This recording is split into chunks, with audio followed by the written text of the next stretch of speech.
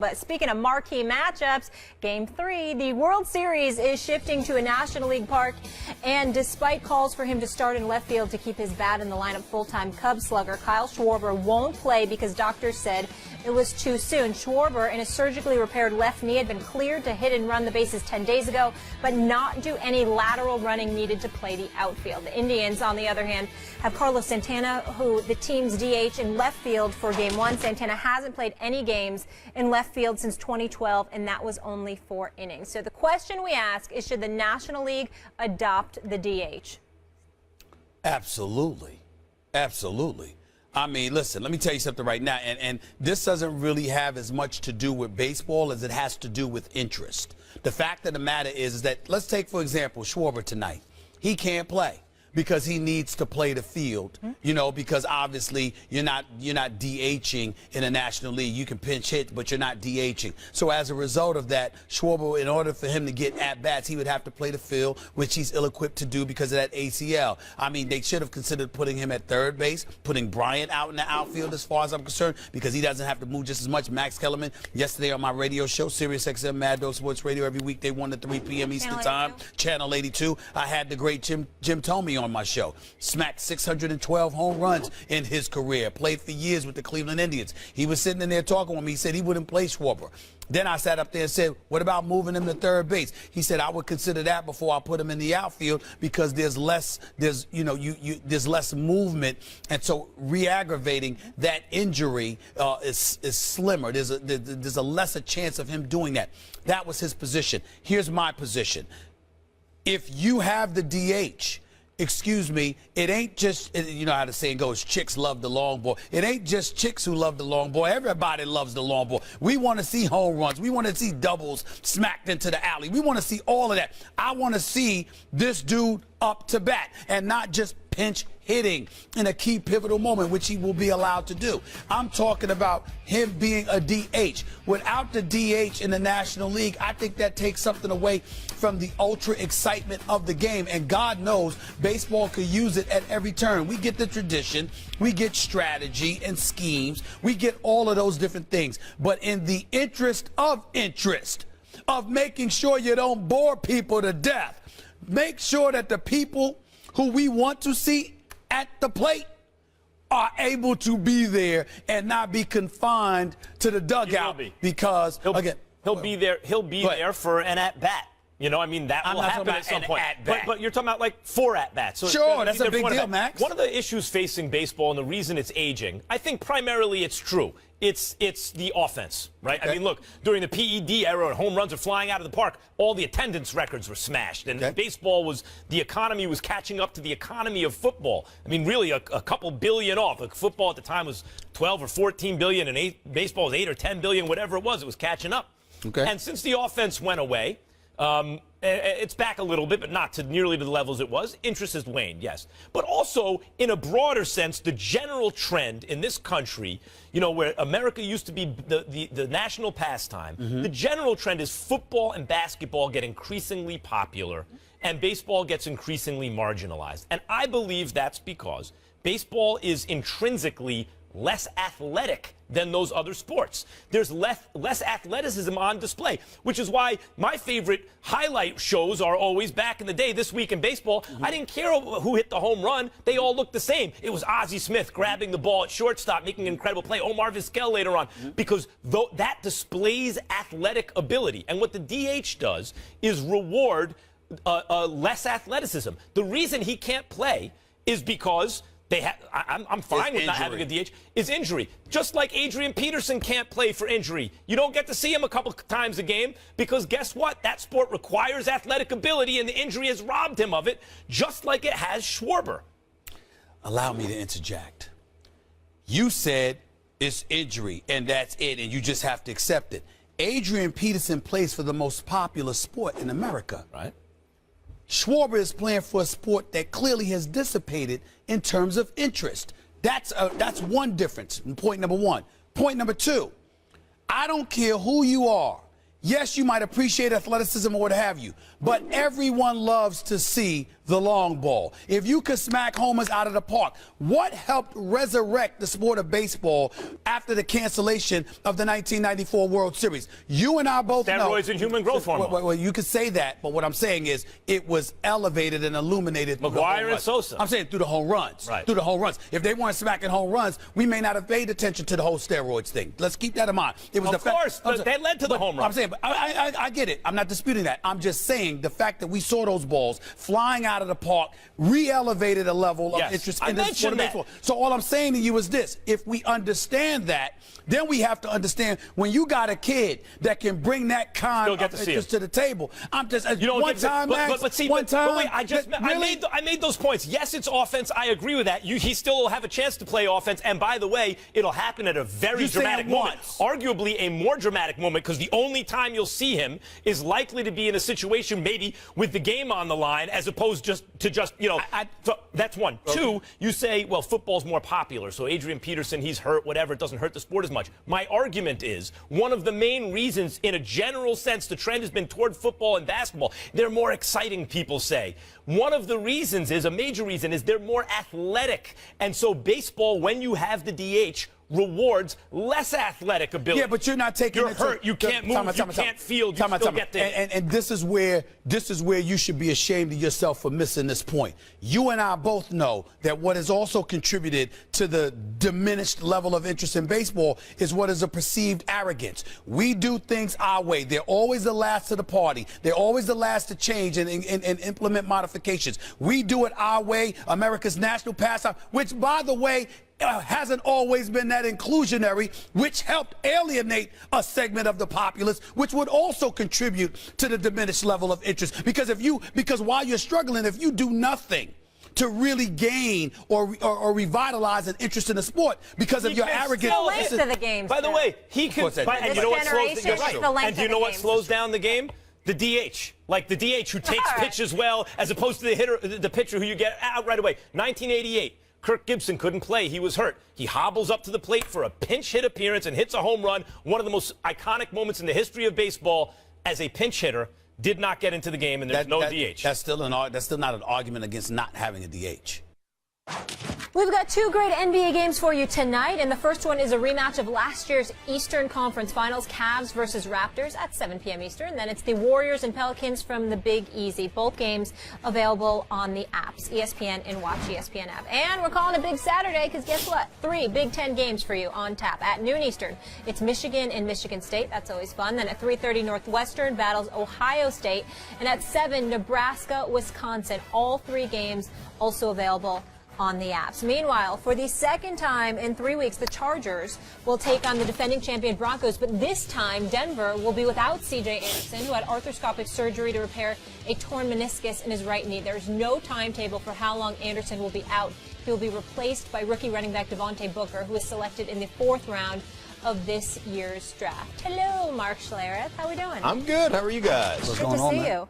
And we're going to see you later because you're hosting NFL Live with Teddy Bruschi. We heard rumor on the street. Yes, tune in and see the train wreck that is That's Teddy and I great. hosting NFL Live together. And I'm sure it's very tough for you guys to sit there and talk football. I believe in you, man. I believe in you. I expect great things from you and Teddy. Yeah. I mean, everybody looking at you saying, "Oh, happy, stinking, and Teddy, they're gonna do great. They're gonna do great. Oh, good luck, guys." I expect greatness. I know how knowledgeable y'all are. I know you know your football. I love your style, your presentation. I expect greatness. The man hasn't slept in 4 consecutive days. I'll be watching. Now, you know what? The worst thing that happens is I can embarrass myself. I've done that my whole life. Yeah. So, I mean, I do it every day. On national TV. It's awesome. All right, Mark, let's get into it. How does the loss of Anderson impact the Broncos in the AFC? Interestingly enough, I mean, I don't know how long C.J. Anderson is going to be out. I mean, there's no telling right now. Some people are saying a couple of weeks. Some people are saying this is season-ending injury. So we don't know at this point because of the meniscus repair. But I will say this. They made a move last week. They started Booker. Devontae Booker started for the Denver Broncos Monday night against the Houston Texans, and C.J. came off the bench. Now, C.J. is a bowling ball. as Trey Wingle likes to say, a bowling ball of butcher knives, right? He is a guy that can move the pocket. He's a guy that's got a lot of muscle in his forehead. He'll tattoo you with that stuff. He has been inconsistent over the course of his career. But I'm telling you, Devontae Booker got an opportunity to start. He came in there on Monday night, and that guy played like he had a rocket up his can. I mean, he was going. He was coming off the ball. He set the tone. And what I liked the Denver Broncos, what they did, because their offensive line has struggled at times, their offensive line played pretty well after the first couple of series where they had a couple of penalties. They played pretty well, but the coaching staff developed wrinkles in their running game. It wasn't just straight wide zone left, wide zone right. It was counter. It was power. It was pitch strong. It was toss weak. So they basically implemented other things to take some pressure off that offensive line. And Booker was tremendous outside the tackles, basically starting runs outside, having those cutback lanes. So I really don't think it impacts them that much. Let me ask you this question. Broncos are 5-2. Yes. They lost 2 in a row to Atlanta and San Diego. Prior to that, let me throw their victories out at you. Okay. Carolina ain't the same. Indianapolis Colts, don't get us started. Cincinnati Bengals, nothing to brag about right now. Tampa Bay Buccaneers, that's when they were 4-0. And now they beat Houston. Right. Is it possible that as we look at the Broncos, they may not be what some people think they are because we haven't really seen them extremely tested as of yet? You say what to that?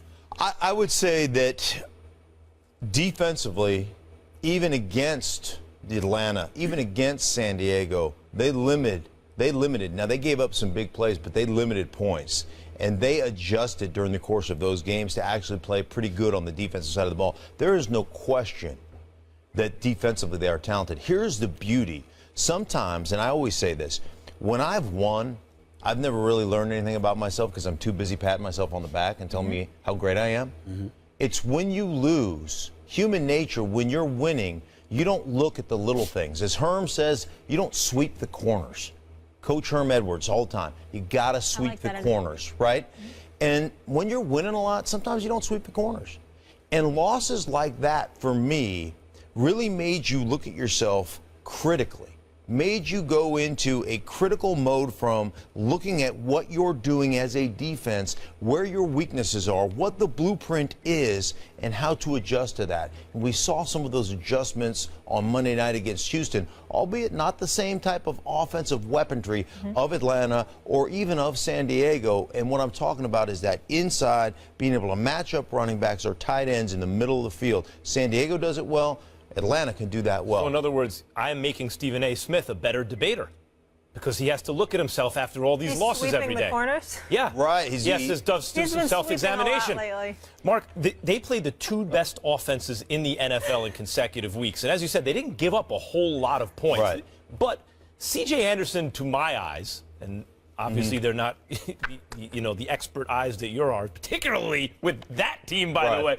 To me, he seems to be a big part of what they do offensively. And when you have a marginal offense with a essentially rookie quarterback, and you're really reliant on your defense, I find usually you lose a running back's not the end of the world, but in their case, couldn't that be a tipping point in the suddenly very competitive AFC West?